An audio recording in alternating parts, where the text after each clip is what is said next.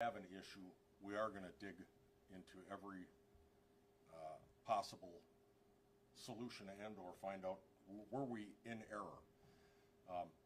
This is a relatively complex scenario, so I've brought a PowerPoint here and I'd really like to walk you through it.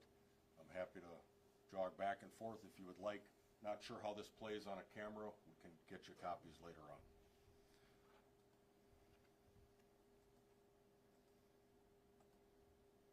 All right. On the 2nd of January 2023, Milwaukee Fire Department responded to the same address, 2614 West Greenfield, for what was reported to be the smell of gas or gasoline. People confuse the two oftentimes in the call. We sent the appropriate resources. We even brought in a reduced hazmat, a hazardous materials assignment, to assist because there was a very strong odor in the second floor unit. Our hazmat team used a monitor that measures for VOCs, which are volatile organic compounds. Volatile organic compounds are in many, many regular household items. They off-gas. When VOCs off-gas, you might smell them, you might not, depending on the specific chemical compound. I am not a chemist, but this is what we know about VOCs. That's why we have the monitors. When we monitored, we did find elevated levels of VOCs. We also observed standing there that they had recently refinished the floors and they had a ton of cleaning had occurred in this very room. Now when we believe we've isolated a source, we ventilate and we observe for the numbers to change. We did that. In this case, we brought the numbers down to safe levels. We believed we had an obvious cause right there, and to this day I can't specify precisely what the VOC was, because that's not how hazmat monitoring works, but I can tell you there was a presence of a VOC. We removed the emergency, we ventilated, and we contacted the Milwaukee Health Department because there was still a very strong odor. Even though we had brought the numbers down, if you've ever had a cleaning solvent or some sort of adhesive, varnish, it just gives off a very, very strong odor. Our hazmat personnel thought it was a very good idea to take the next step and just contact the health department because this was a commercial residential property. And that's a fairly standard relationship we have with the health department. The next day, the 3rd, 2023, we're alerted in the afternoon to a report of smoke coming from a garage by an inspector from the Milwaukee Health Department. We respond. We extinguish the fire, we search the area, and commence an investigation with our fire investigation unit, the Milwaukee Police Department's arson investigation squad.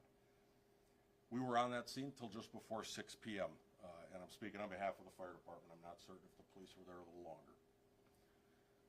So I'm going to walk you through some of the different conditions inside this building at different points in time because it will become very, very important to where this individual ultimately ended up being located.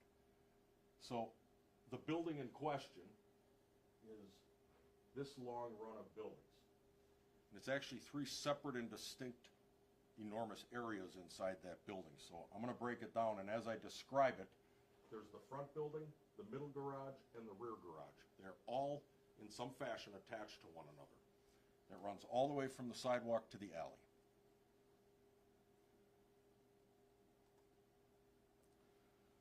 On the date of the fire, on the 3rd of January, these were the conditions we were met with when our firefighters made their first attempt to lift the rear garage overhead door. They forced that door up, and a number of items actually fell down onto them. They were able to look through a tiny doorway that exists way in the back of that rear garage. There was a small opening on top of the door separating the rear garage from the middle garage. They were able to detect, there's a lot of smoke going on at this point. We don't have x-ray vision, but they could detect a flicker in that area. So they were trying to train their hose line up and over this as other members were attempting to remove debris so we could make progress into the space. It proved to be a futile task at that moment in time. So concurrent to this, we have other firefighters circling and trying to find other ways into this space. On the west side of this garage complex, there are glass block windows that run along that west wall. Those glass block windows are in the middle section of the garage, which is where the fire ultimately ended up being.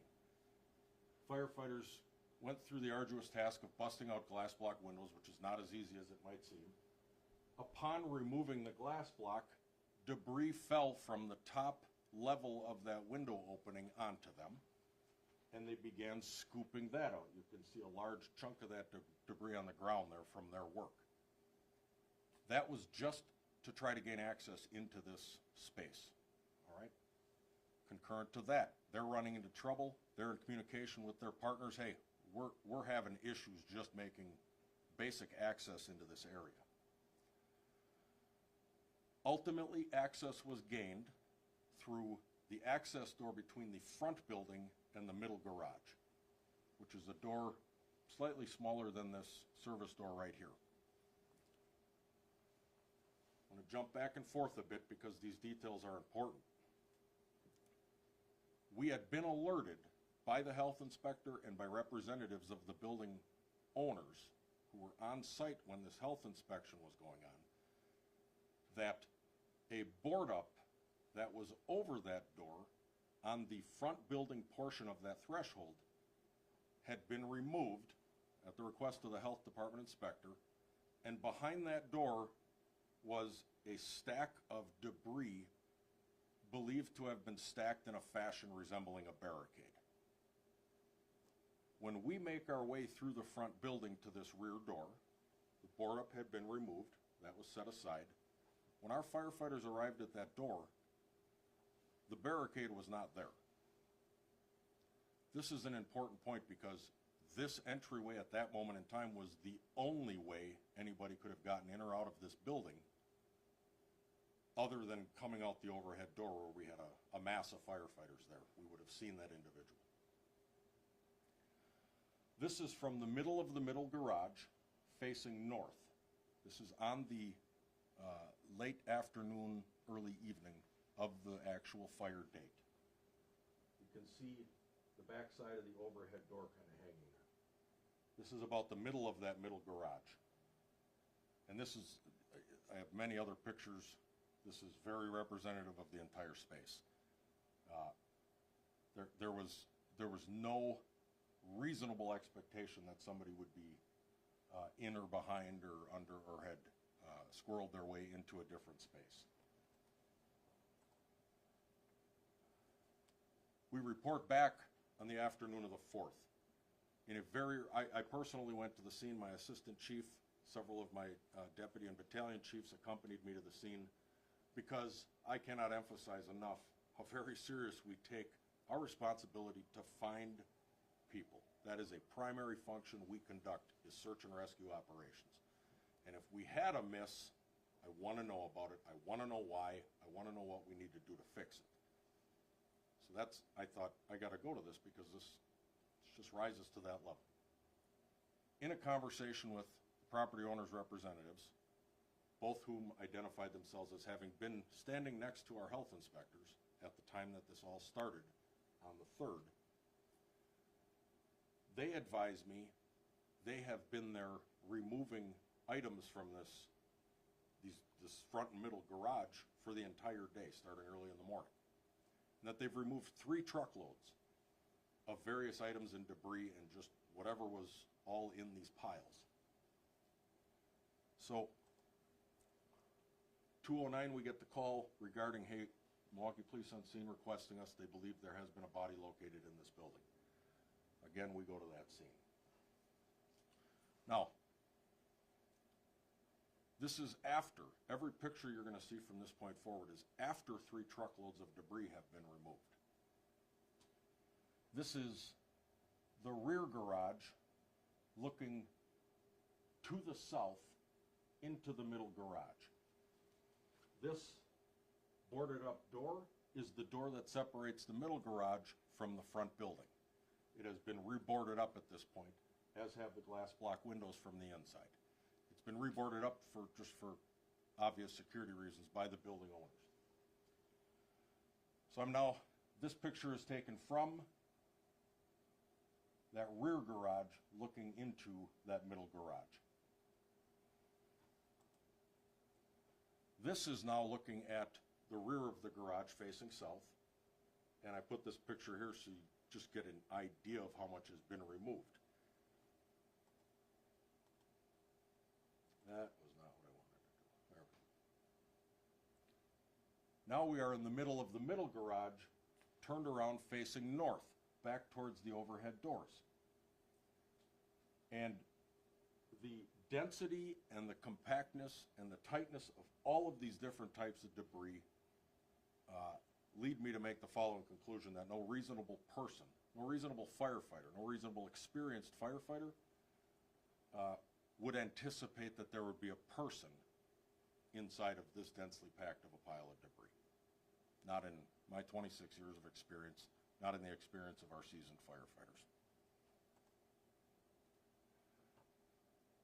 This is a depressed area on the northwest corner of the middle garage. This is the area where the victim was ultimately located. I would point out to you that this area is very clear of any smoke staining. I would point out that this area is down about 3 feet or so from where you come in from the rear garage to the middle garage. It is a depressed area. Not well represented in these pictures, but you can see there is toilet paper and tissue paper like Bounty Quicker Picker Upper type hand towels that have been strung from this location almost in ribbon fashion in both directions up and out of that location. We will never know. We can't investigate with the individual who sadly is deceased. This is a commonly used method when people are priming a building to light it on fire. These are called trailers. I will point out that they are also shock white. No smoke staining. We are still to this day unsure how he got into this area at all, because you're looking at it clean right now. When we got the call and came back on the 4th, we still had to remove a whole bunch of stuff just to get to the point where we could lift off the debris that was covering this area, almost like an intentional roof, to pull that back to actually gain access. The only reason that the movers were able to locate the individual after coming in through the rear garage door of the rear garage and working their way to that front doorway between the rear and middle garage, they had to climb up on, I believe he explained to me that they climbed up on debris and looked over. There's a little opening on the top of the door, and they looked over, and they were able to look down and make out a portion of the individual's leg through whatever little channel was present at that time.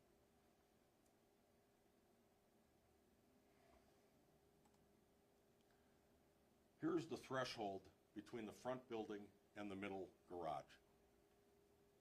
I want you to take note that there is a tremendous amount of smoke staining. You have an actual V burn pattern that goes from the base of the door. Very, very classic evidence that there was fire on this side of this opening. This is important because the barricading that was described is not there in this picture. And it was not there when our firefighters got there.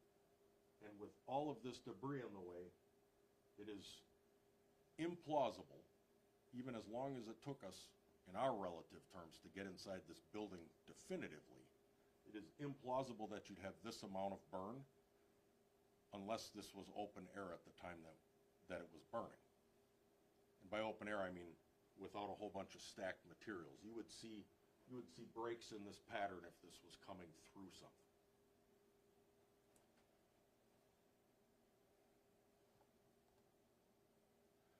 This is, again, between the rear garage and the middle garage.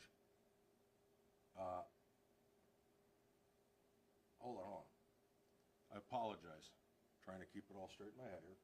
We are in the threshold between the front building and the middle garage facing north. So way back here is the overhead door that's now all the way open. You can see all this clear space which didn't previously exist.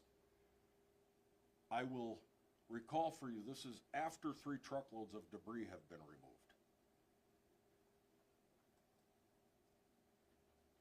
Now I'm standing in the threshold between the rear garage and the middle garage, and I'm facing roughly in southwesterly direction.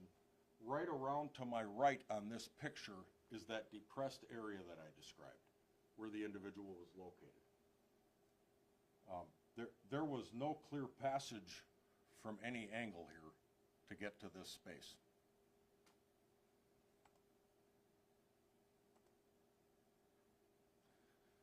Let's jump back in time to 2015. The Milwaukee Fire Department is again requested to 2614 West Greenfield for a garage fire, and finds a garage on fire when we get there. We extinguish that fire. We communicate with an individual who admits to probably accidentally starting the fire. We don't have a whole ton of evidence to prove it in one direction or another, and it goes down in the history books as another accidental or undetermined fire in a garage. That individual is the same individual who perished on January 3rd. We had numerous communications with the owner's representatives about their awareness of the presence of an individual in this space that day, that week, the previous month, previous years. In my personal conversations, they represented to me in plain language, they had no idea, they weren't sure, they didn't know anybody was in there. The records will bear themselves out now at this point, and I'll leave this to other agencies to provide to you, that they were reportedly very well aware, and they were in fact renting the space that is essentially a garage for an individual to use as a residence. That's a little bit outside of my purview, but I think it's an important point. This is a very long story, and I apologize. These are my findings based upon everything that we have done to tear every record and report, our on-scene investigation, our work with our partners on the police department, our firefighters during the firefight, during the search, and during the investigation portions of this, which is the entire portion of our involvement on the 3rd. They were to our standards, and all of our standard operating guidelines were followed. I hope that at a minimum, I have represented to you that no reasonable person would anticipate that we would remove an entire junkyard worth of debris from a space believing somebody had created a fortress in the middle of it. And I don't say that to cast aspersions upon the deceased. I want that to be very clear. This is a sad, sad day, no matter what way we slice this. This does not make us victors in this situation. What this does is this points us to, we have a ton of people living in and around our community at an increasing rate who are living in hoarder conditions. Many people living in spaces that are not designed for residential occupancy. People are finding spaces they can go to be out of the elements, to be safe from crime. I don't know what drove this individual to live in this space, but we are getting reports that this individual lived in this space between 15 and 20 years prior to this fire.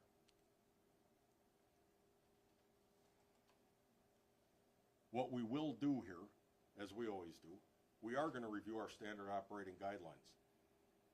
We're not doing this because we think there's some big glaring omission. We are doing this because we are seeing more frequently and in worsening conditions, hoarder conditions. This is problematic because the more this goes, the worse each individual hoarding location gets. I've personally attended fires where they have to saw the wall off to make entry because there is no other alternative to get to the space that is so cram-packed. These are exceptionally dangerous locations for firefighters to operate. Low visibility, unknown fire source location, heat that is changing on them. This is a very, very dangerous situation to put firefighters into.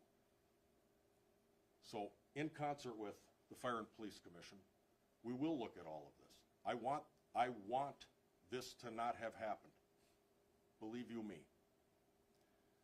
But I can't fault my firefighters that were there that day, because it should be clear here, no reasonable person would have anticipated the individual was where they were going to be. It's the end of my presentation. I'll take any questions that you have. Have you, sorry if you mentioned this, have you determined a cause of the fire? The fire is at present officially listed as undetermined for cause, with a very, very strong suspicion that it was intentionally set. There was a lot of petroleum product. The nature of how this fire started and when it started, it is an incredible coincidence, or it was intentionally started. We just don't have the scientific evidence, and that's not something we can say emphatically with what's left. Mm-hmm. According to some of the records, there was someone who went out to check the building, either the second or the third, and heard a pop sound. Do we know anything more about that? Was it a gunshot? We don't believe it was a gunshot.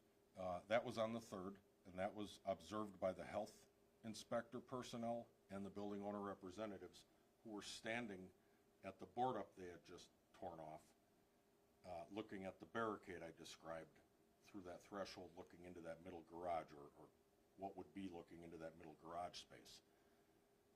At that moment, after the board up came off, they were attempting to use their own monitors around what they could access in this opening, and they heard an individual yell, "Get out of here, you don't belong here." They heard a pop, so they were like, uh-oh, somebody's not happy we're here. They left. They described it as a firecracker in nature, but they did the right thing. They backed off. A very short while later, smoke began spreading throughout the building. They got themselves and everybody else that was still in that building out, and they called us. Can you describe more the condition of the body when it was found? I identified for you the tissue paper that was perfectly white. You can see the cinder block in the pictures. It's not smoke scarred. The individual had no evidence of burn injury. The individual very likely did have some smoke inhalation from something at some point in this whole evolution. That's based on my non-scientific observation of the presence of what appeared to be soot in the nostrils. And I believe the medical examiner's report has classified this at present as an accidental death, while they're still waiting on toxicology reports. And just based on your experience, the level of soot that was in his nostrils, would that have been enough smoke inhalation to kill a person? It's really impossible for me to say. Sure. And so any more information on how that person died? I don't know yet. We're in relatively frequent communication with the ME's office, but I didn't want to forego this delivery of this report just on the one fact. Now, you mentioned that barricade, and that I think I might just be a little confused, and I'll go back and listen too, but what is the importance of the barricade that then wasn't there? I think I just kind of lost the... Thank you. It's a good point. I really tried to string the pieces of this together in a manner that would make sense, but I know I moved everybody around in these pictures a lot. The importance of the fact that that barricade wasn't there when our firefighters got in there to finally make direct entry into that area is that we had been told the story. We had been told the story of the person yelling, they believed from behind the barricade, "You don't belong here." Pop. A few minutes later, smoke. When we got in there and the barricade is gone, it was believed amongst ourselves, the police detectives, everybody there after this whole thing calms down, and we've searched everything we can reach, that the individual between the time of yelling, pop, smoke, health inspector and building owners representatives and other occupants leave out the front, the individual got themselves out of the building and left out another exit. That was the prevailing thought, because there was literally no belief that an individual could be in that pile. And you talked about how this individual was living there for 15 to 20 years, but this wasn't his property. Do we know all of those items inside? Did those belong to him or the property owner? Where did all this stuff come from? I have absolutely no information on that. I don't know. I don't even know if the building owners know. So I know these are different circumstances, but for some this might be reminiscent of the 21-year-old woman who was found hours later. Do you think the situations are comparable, or how would you address that? It's comparable in that they're both horrific situations. It's comparable in that the Milwaukee Fire Department takes this so very seriously, and we have torn every possible thing apart to try to figure out what happened here, to find out if we erred. That's where the situations part ways. There has got to be some responsibility on the part of an occupant, on the part of an owner, on the part of a tenant, to maintain a space that would remotely fall into a condition deemed acceptable by code or health standards. And I can't overcome that inside of every private space in the building. So that's where it departs. This might be a question for Chief Norman. Is this death being investigated criminally at this point? So first, I'd like to start off by offering my condolences to the deceased family. As Chief Lipsky talked about, this is horrific, and this is something that could possibly be avoidable based on the circumstances. Because it's undetermined, without having a full autopsy report and understanding who knew what, this is still partially an ongoing investigation as we learn more about in regards to the unfolding of how this all came to be, and who possibly could be responsible. So that's still open, but at this particular time, being that there is significant debris and also unknown in regards to the cause, there's again still trying to figure out again who can be responsible for this. Safe to say we're still waiting on the final results of that autopsy? Absolutely. Would you say this death is suspicious, though? At this particular time, based on again getting different reports of this possibly was an individual who was using this as a residence, there is again a lot of information looking like there was something that may have been caused by this individual, but without again other witness statements, other information that will help give us better understanding how this came to be. We do know that the individual rented the place, but the understanding was it allowed from the owners to live there. Still lots of different parts of information that we have to piece together to see whether or not someone could be held responsible for this besides the individual who was believed to have started the fire.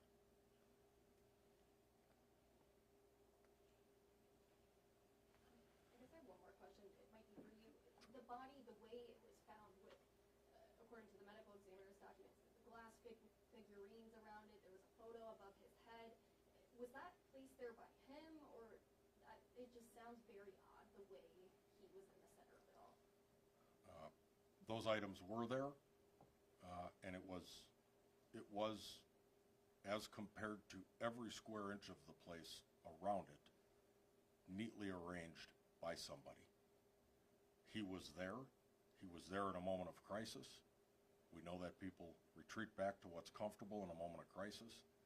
I would have to believe, he was aware of that space, and whatever tunnel he had created to get there, he knew that route. I would have to believe he brought those items. I would never be able to say that with any certainty.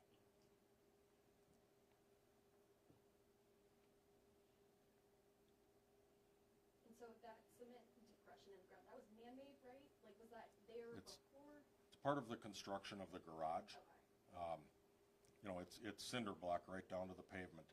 And I believe what we're looking at is what is formed by a change in grade between the rear garage and the middle garage.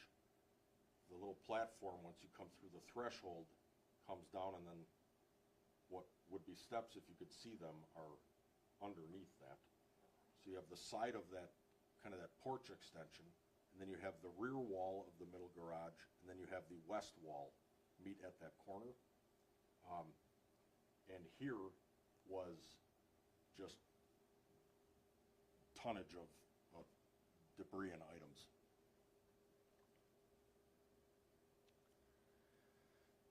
All right, I'm going to go ahead and wrap up unless folks have any other questions. I will repeat what I said earlier, that if folks want this PowerPoint, let's exchange cards or get your information. I can send it to you.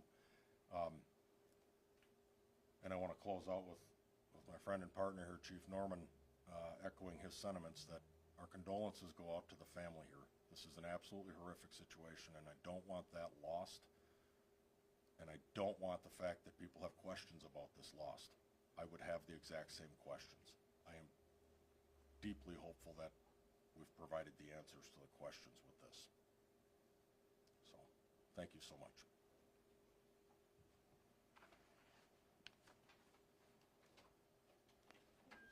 Thank you.